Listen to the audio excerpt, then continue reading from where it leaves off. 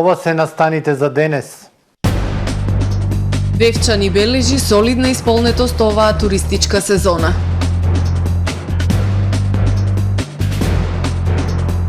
Јавното предпријатие Национални шуми апелира на одговорно однесување во шумите поради опасност од пожари.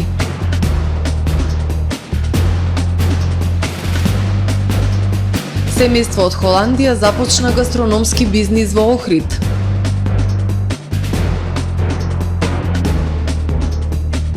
Централен регистар со предупредување до јавноста за лажно представување на субјект во негово име.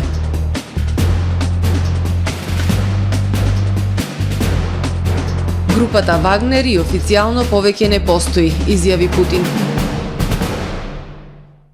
Со содржините во дневникот започнуваме по временската прогноза. Останете со нас.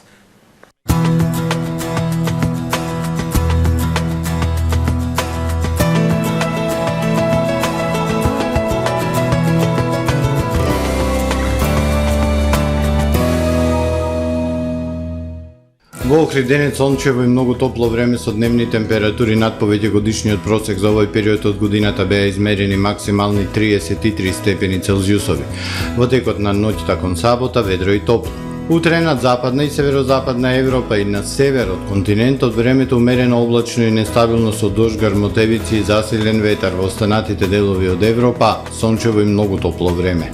На Балканскиот полуостров во сабота сончево и топло, максималните дневни температури од 31 до 37 степени.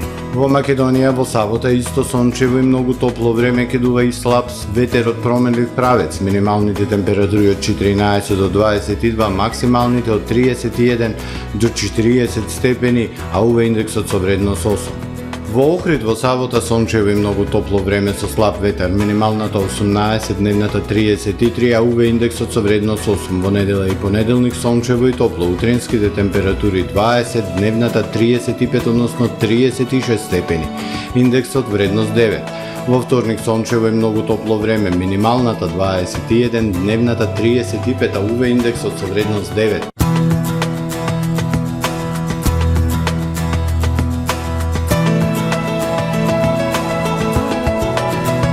Гледавте Метео на ТВМ во соработка со Трпе Инвест.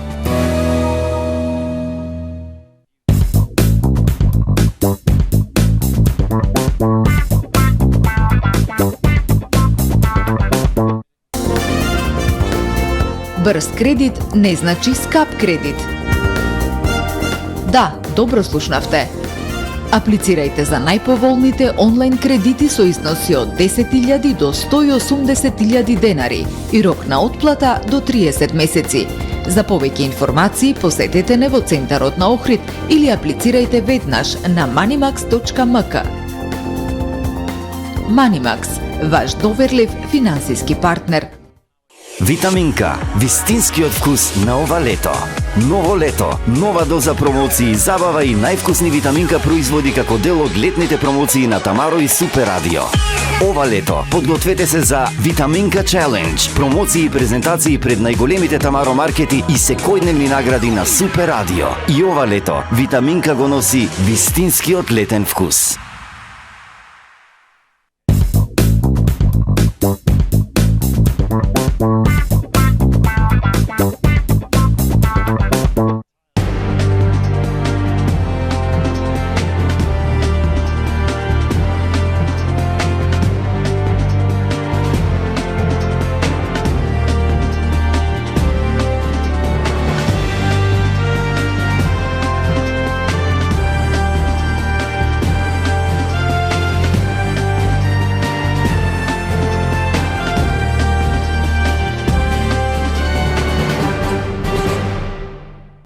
Добар ден, прво издание на дневникот на ТВМ телевизија.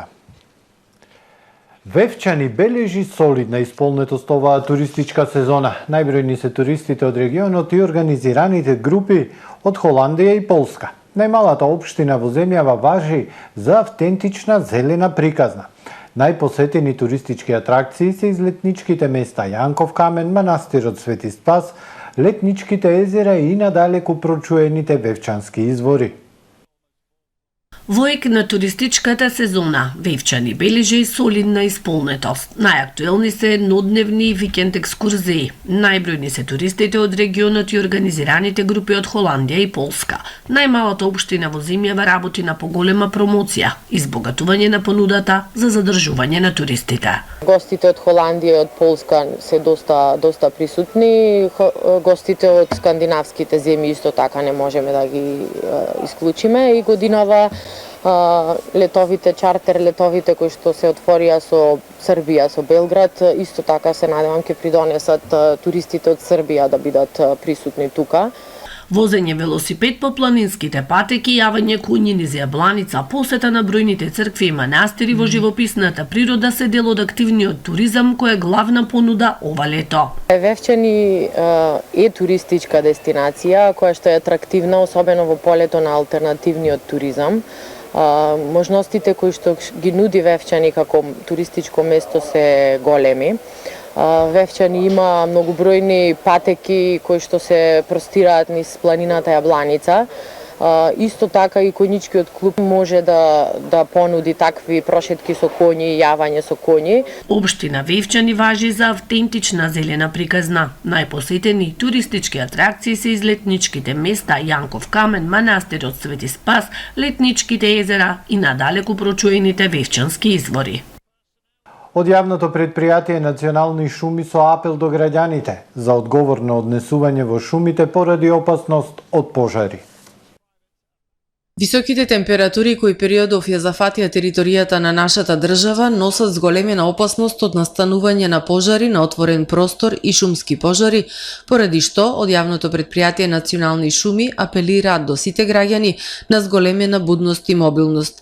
Со цел да се спречат несакани последици, од предпријатието апелираат да не се пали оган на отворен простор, да не се фрлаат пластични и стаклени шишиња, да не се врши палење на отпад и друг горлив материјал и да не се фрлаат од пушоци од цигари и догорчиња.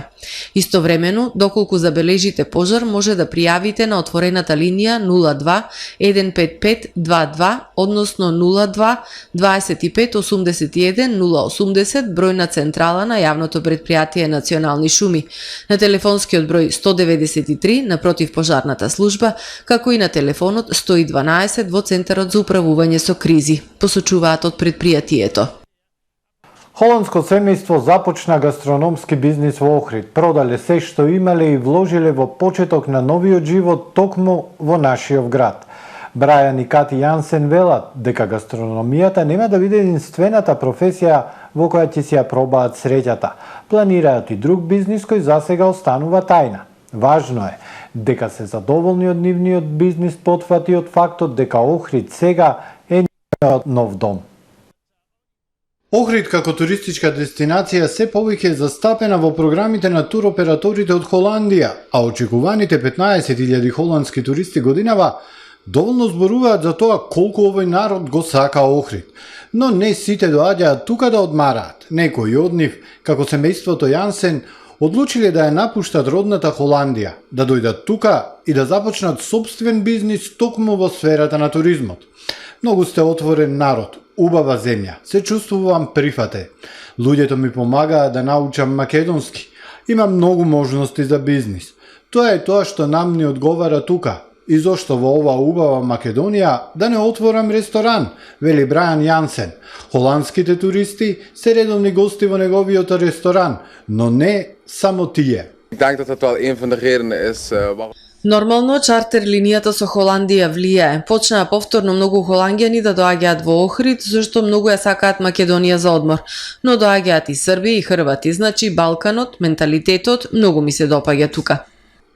Почетокот не бил лесен, признава Брајан. Ја напуштиле земјата во која и двајцата имале работа со сопругата и тргнале на патување за кое не знаеле како ќе заврши. Буквално со надеж за нов почеток. voor ons is het niet makkelijker.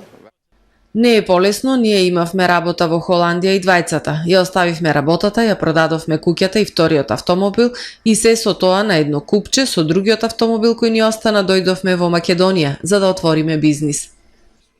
Неговата сопруга Кати е родена во Холандија, а по мајка е македонка. Силна била од секогаш нејзината врска со нашиот град, вели таа. Со години доаѓале тука на одмор, но желбата да се започне нов живот била токму на Брајан.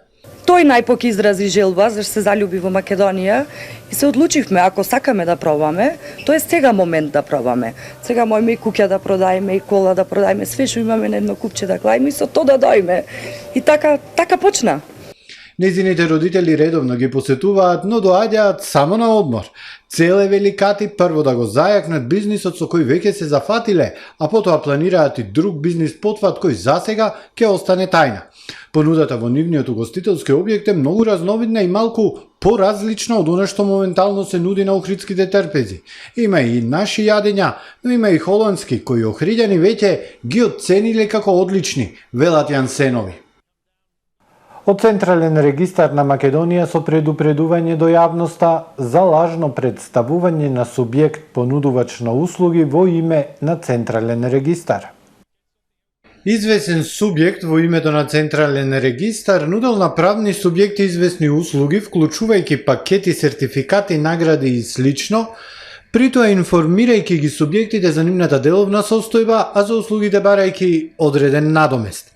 За истиот понудувач на наведените услуги не стои Централниот регистар како институција и децидно се оградуваме од било каква соработка и поврзано со понудувачи од овој вид. Стои во соопштението на Централниот регистар испратено до нашата редакција. При тоа ги советуваат граѓаните да не подлегнуваат на информации од овој вид за се што ќе бидат информирани од надворешни субјекти понудувачи, да бидат внимателни, да ги информираат Централниот регистар со цел да се заштитат себе си, а и останатата јавност од ваков вид на злоупотреба. Министерката за култура Бисера Костадиновска-Стојчевска во своето обраќање на 63-тото издание на фестивалот Охридско лето крајно безобразно и некултурно ги навреди не само угостителите, туку и охриѓани. Реагираат од Општинскиот комитет на ВМРО ДПМН од Охрид. Без нималку срам се дрзна и изјави угостителите да не им наплатуваат како да треба да платат воена оштета или некои други ненамерни долгови од векови наназад. Како можете да ги подценувате угостителите и нивните угостителски капацитети и услуги кон туристите? Со што им помогнавте како влада и министерство, па сега уште да ги навредувате за цените кои се формираат врз основа на многу фактори? Што направивте како министерка за култура за летната сезона да трае подолго време? Се вели во реакцијата. Од Охридскиот комитет на партијата уште ја прашуваат министерката и како таа се грижи за културата, кога годинава за Охридско лето одобриле 2 милиони денари помалку од минатата година за реализација на програмата. Бараат министерката за, како што велат, некултура, јавно да се извини за искажаните навреди кон охриѓани и веднаш да поднесе оставка. Вечерва на репертоарот на Охридско лето, Американска вечер, со театарската представа монодрамата Бикот на Фаларис, напишана и изведена од Стивен Фридман. Американска вечер на програмата на Охридско лето со театарската представа монодрамата Бикот на Фаларис, решавајќи ја загадката на чудесниот голем свет и нашата болка станува убавина, напишана и изведена од Стивен Фридман. Едно од најубаво прикажаните филозофски лекции, напишана и испорачана од Стивен Фридман со само опишаниот подарок на умот.